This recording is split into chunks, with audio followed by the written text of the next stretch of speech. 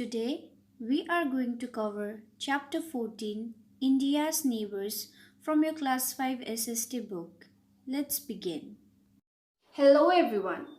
Humans are social animals. We love to live in communities. We consider the people and the families who live next to us as our neighbors. Similarly, India is our nation. It also has many neighboring countries.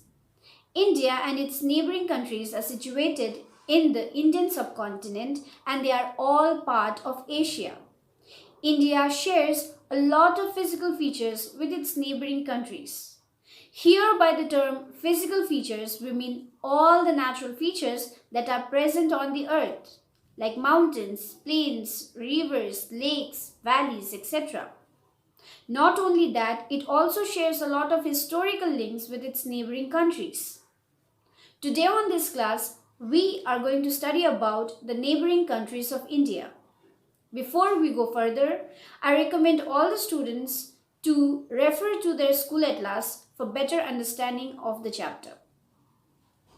India has 7 neighboring countries. They are Pakistan, Nepal, Bhutan, China, Myanmar, Bangladesh, and Sri Lanka. Apart from Sri Lanka, India shares its land borders with all the 6 countries. So let us explore each country in personal. Our first country is Nepal. Capital of Nepal is Kathmandu. People here speak Nepali language and the main currency is Nepalese rupee. If you look at the geographical link, then the Himalayas, the Great Himalayas, are shared by both India and Nepal. Not only that, the third highest peak of the world, Mount Kanchenjunga, is partly in India and partly in Nepal. Rivers like Kosi flows through Nepal before it enters into the plains of India. If you look at the historical links, then Gautam Buddha was born in Lumbini, which is in Nepal, but he lived and preached in India, in parts of Bihar and UP, Uttar Pradesh. Not only that, people of Nepal live and work in India, even in Indian Army. And many of these people with their families have been living in India for several decades. Our next country is Pakistan. Capital of Pakistan is Islamabad and people here speak Urdu and English as the basic language. The currency is Pakistani rupee. Let us now discuss the geographical link between India and Pakistan.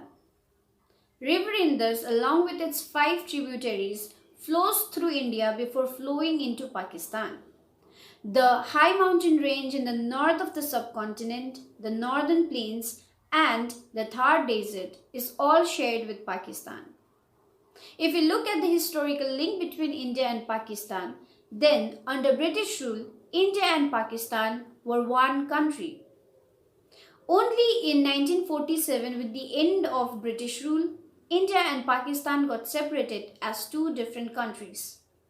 Many of the historical monuments and archaeological facts of Indian history are still in Pakistan, like the remains of Mohenjo-daro and Harappa from Harappan civilization, the remains of the famous University of Takshila, the birthplace of Guru Nanak and Nanaka Sahib, and many of the monuments of Mughal emperors like Lahore Fort and Shalimar Garden.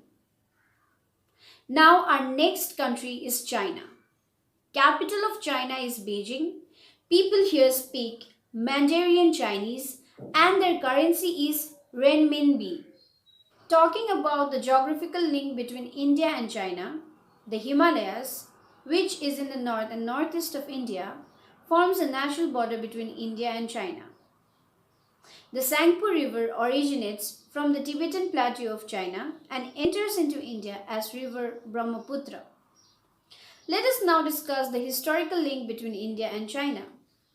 Many Chinese travelers has come to India in different period of time to learn about the religion Buddhism, since India is the birthplace of Buddhism. Many famous Chinese travelers like Fa Hien and Hyun Sang has given detailed written document about their travel to India. Not only that, India and China has always shared a very strong trade relation both through land route and sea route.